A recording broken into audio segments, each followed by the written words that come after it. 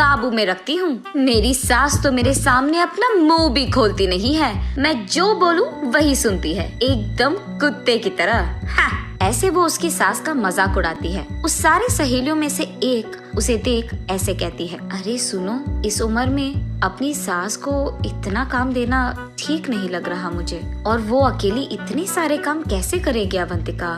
ऐसे पूछती है। ए तो चुप कर, अगर हम ऐसे नहीं रहेंगे ना तो ये सब हमारी सास ना हमारा फायदा उठाएंगी, हमें उनके काबू में कर लेंगे और उनका कहना हमें मानना होगा। मैं ऐसे नहीं रह सकती।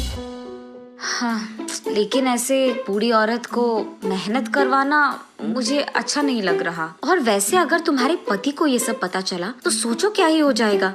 अरे चल, कुछ नहीं होगा। यहाँ जो कुछ हो रहा है कहीं और बैठे मेरे पति को कैसे पता चलेगा? तू भी ना। अरे पर तुम्हारी सास तो बोल सकती है ना।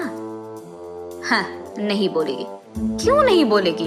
क्योंकि मैंने उसको धमकाया कि वो अगर एक भी बात उसके बेटे से बताएगी तो मैं उसके बेटे से खुद उसे बाहर निकलवा दूंगी। हाँ, और वैसे मेरे पति के सामने मेरा एक्टिंग ना ऐसे वैसे नहीं रहेगा, एकदम फाड़ कर रखी है मैंने। ओह, तो ऐसे तुम दोनों को उल्लू बना रही हो। इन लोगों की सारी बातें छुपकर पीछे से उसकी सास सुन लेती है और तब वो फैसला करती है कि उसकी बहू को सबक सिखाना ही होगा।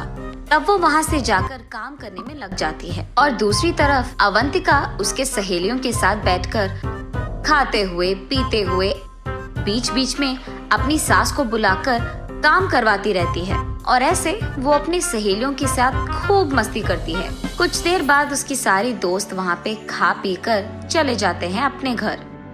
तब अवंतिका, क्यों सासू माँ, कहाँ पे हो? यही तो हूँ बेटी, क्या चाहिए?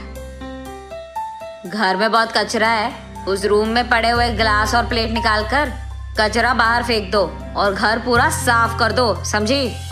तब तक बहुत काम करने के कारण मंगम्मा बहुत थक जाती है, लेकिन अब वो कुछ कर भी नहीं सकती थी, इसीलिए उसकी बहू के दिए हुए सारे काम एक के बाद एक खत्म करती है। वहाँ से कचरा फेंक के वो घर पूरा साफ कर देती है। अगले दिन मंगम्मा उदास बैठे रहती है।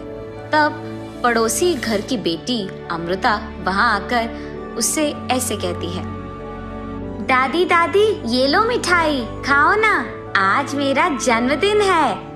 ऐसे कहती है, पर ये सब मंगम्मा नहीं सुनती है, अपने ख्यालों में खोई रहती है। तब अमृता दादी दादी ऐसे जोर से पुकारती है।